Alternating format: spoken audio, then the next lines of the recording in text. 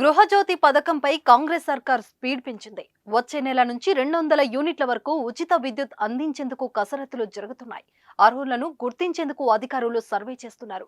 తాజాగా ఉచిత విద్యుత్పై ప్రభుత్వం మరో కీలక ప్రకటన చేసింది. ఎన్నికల ముందు కాంగ్రెస్ ప్రభుత్వం 6 గ్యారెంటీలను హామీ ఇచ్చింది. గెలిచాక వాటి అమలుపై సీఎం రేవంత్ రెడ్డి దృష్టి పెట్టారు. ముందుగా మహిళలకు ఉచిత బస్సు ప్రయాణం, రాజీవ్ ఆరోగ్యశ్రీ హామీలను నెరవేర్చారు. తర్వాత మరో 2 పథకాలపై దృష్టి సారించారు.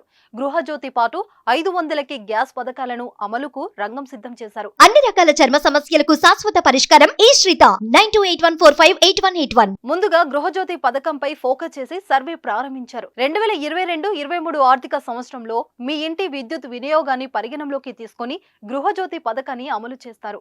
దీనికోసం గత సంవత్సరంలో వినియోగించిన ప్రతి యూనిట్ మీ ఇంటికి వచ్చి విద్యుత్ అధికారులు లెక్కగడుతున్నారు. ఇంటింటికి వెళ్లి వివరాలు సేకరిస్తున్నారు. రాష్ట్రంలో 200 యూనిట్ల లోపు విద్యుత్ను వినియోగిస్తున్న గృహజ్యోతి లబ్ధిదారుల నుంచి ఆధార్ కార్డుతో పాటు రేషన్ కార్డు సేకరణ ప్రక్రియను ప్రభుత్వం ప్రారంభించింది. ఈ నెల 15లోగా పూర్తి చేయాలని భావించారు. కానీ ఇంకా కొనసాగుతుంది.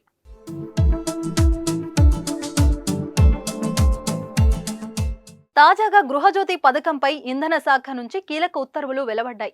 ఆధార్ కార్డును తప్పనిసరిగా లింకు చేసుకోవాల్సిందేనని స్పష్టం చేసింది.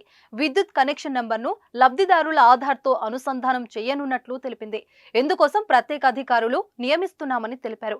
ఆధార్ లేకపోతే వెంటనే నమోదు చేసుకోవాలని సూచించింది.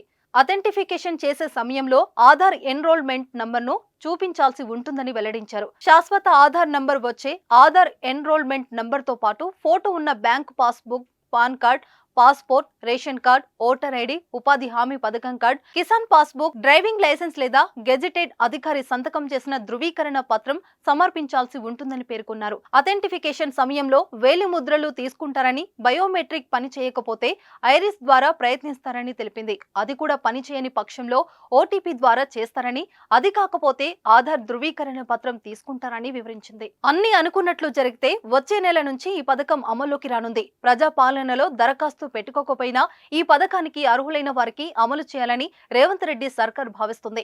ఫిబ్రవరి నెలలో వినియోగించిన కరెంటుకు మార్చి తొలి వారంలో రీడింగ్ తీసి బిల్లులు జారీ చేస్తారు. పథకాన్ని అర్హులైన వారికి 0 బిల్లు ఇస్తారు. రాష్ట్ర వ్యాప్తంగా తొలి విడతలో 34,59,585 మందికి ఈ పథకాన్ని అమలు చేయనున్నారు.